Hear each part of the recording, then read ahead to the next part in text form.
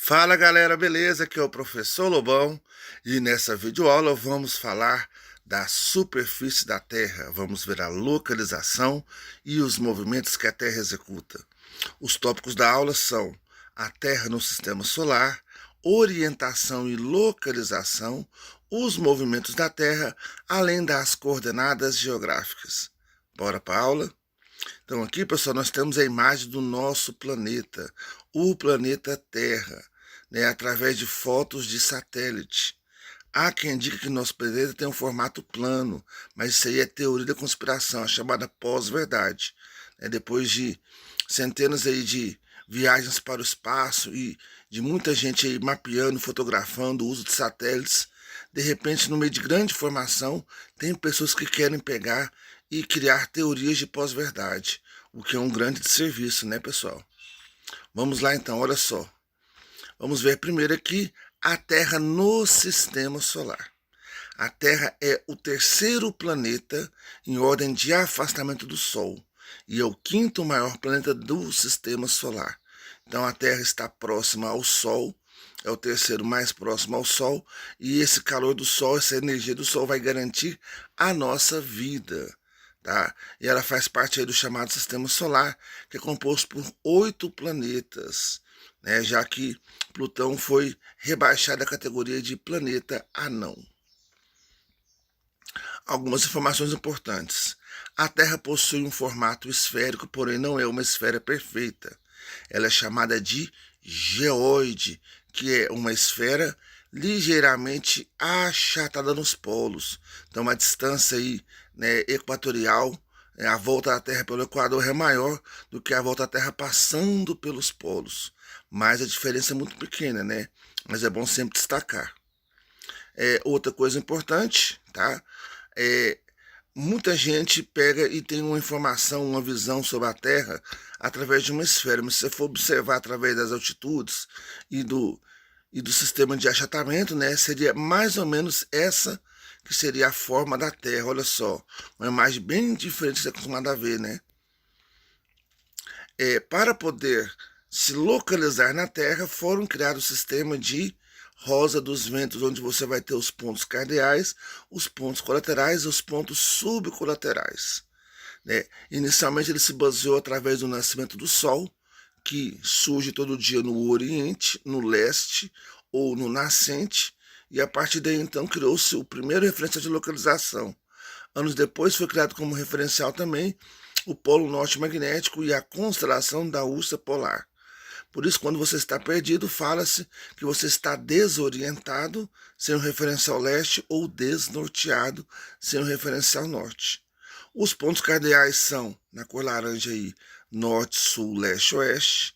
Na cor verde temos os pontos colaterais, nordeste, sudeste, sudoeste e noroeste. E na cor roxa, nós temos os pontos subcolaterais, norte, nordeste, leste, nordeste, leste, sudeste, sul, sudeste, sul, sudoeste, oeste, sudoeste, oeste, noroeste e norte, noroeste. Esse sistema, então, ele vai ajudar na localização de qualquer ponto, utilizando, então, assim, referenciais. Então, você observa aí, ó, dá um print na tela, tá? Os pontos cardeais, os pontos colaterais e os pontos subcolaterais. A Terra executa vários movimentos, mas dois são os mais importantes e são estudados aí, né, em vestibulares e prova do Enem. O primeiro é chamado movimento de rotação, onde a Terra executa um giro em torno de seu próprio eixo, que dura aproximadamente 24 horas. Na verdade, 23 horas, 56 minutos e 4 segundos. Então, esse movimento de rotação, ele vai delimitar para a gente os chamados dias e as noites. Preste atenção, cabeção. A Terra gira de oeste para leste. Por isso, aparentemente, né, o Sol vem de leste e vai para o oeste. Mas, na verdade, não é o Sol que está girando, é a Terra que gira em torno de seu próprio eixo. O movimento de rotação, então, vai delimitar os chamados dias e as noites. Outro movimento muito importante também é o movimento de translação, que é aquele que a Terra executa em torno do Sol, que vai durar aproximadamente 365 dias e 6 horas. Na verdade, é 365 dias, 5 horas e 48 minutos, né? E aí você vai juntando 6 horas a cada ano, e depois de 4 anos é criado o chamado ano bissexto, que inclusive até 2020, né, você vai ter o ano bissexto com um dia a mais no mês de fevereiro. Continuando aqui então, movimento de rotação, 365 dias, 5 horas e 48 minutos. Em relação a esse movimento, você vai ter dois momentos importantes. Aquele onde o Sol está mais afastado do Sol, que é chamado de afélio. Então, quando a Terra está mais afastada, a F de afastada é o afélio. Lembrando que hélio, heliocêntrico, hélio é Sol, né?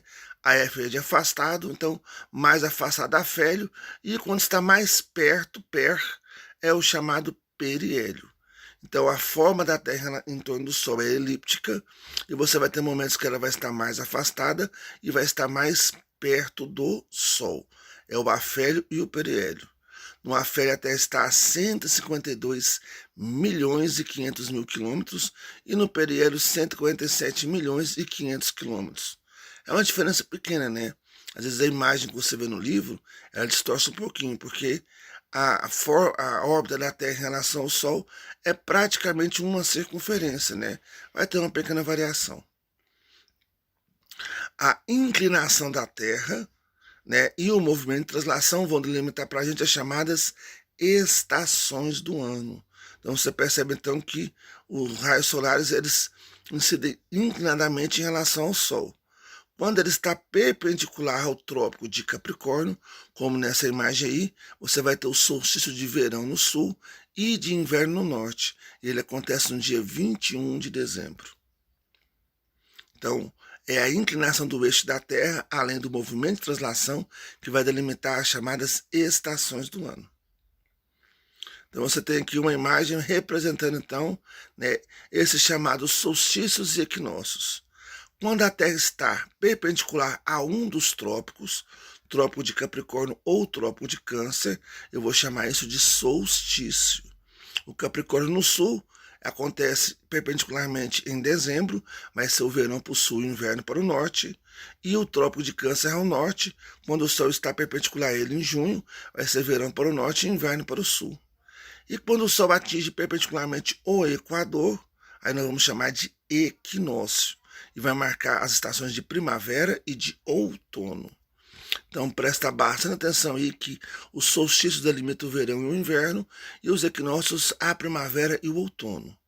Em dezembro você vai ter um solstício, em março um equinócio, em junho um solstício e em setembro outro equinócio.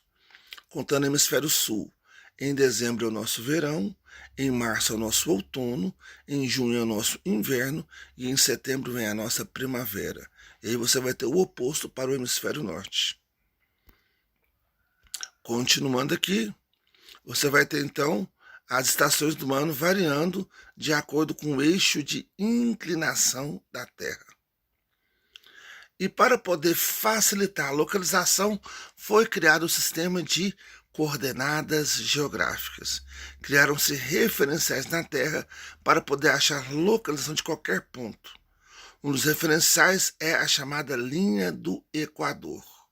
A linha do Equador vai dividir a Terra em duas partes, a parte norte e a parte sul. Né? E a partir daí, então, você vai ter as linhas que vão ser paralelas ao Equador, que variam de 0 graus no Equador até 90 graus nos polos. Então, o Equador é um referencial norte-sul, e a distância de um ponto qualquer em relação ao Equador vai ser uma curva, né? Então vai formar um ângulo, e esse ângulo pode ser 0 graus se você estiver no Equador, e pode ser até 90 graus se você estiver no polo. A distância de um ponto qualquer em relação ao Equador é chamado de latitude.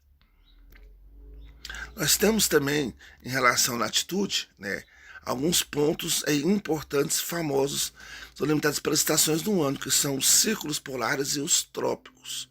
Os trópicos vão estar a 23 graus, tanto norte como sul, e os círculos polares vão estar a 66 graus, tanto ao norte como ao sul. Então, a latitude é a distância de um ponto em relação ao Equador, né, e ela vai variando aí de acordo com a região, E o máximo de distância que você pode estar do Equador vai ser 90 graus quando você estiver no polo. Então observe aí a imagem, ó, 15 graus, 30 graus, 45, 60 graus e 90 graus.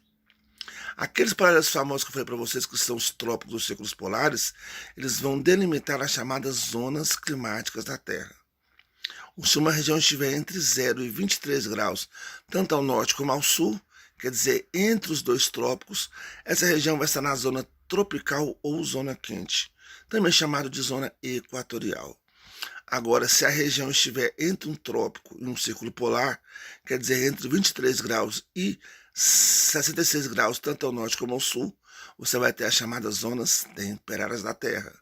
E se uma região estiver entre um círculo polar e o polo, entre 66 e 90 graus, tanto norte como sul, vai ser uma região polar ou uma zona fria.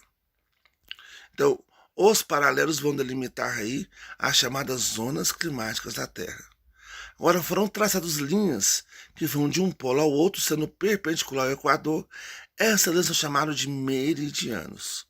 Por convenção, adotou-se o meridiano de Greenwich como sendo o meridiano principal. Ele corta parte da Europa passando pelo Reino Unido.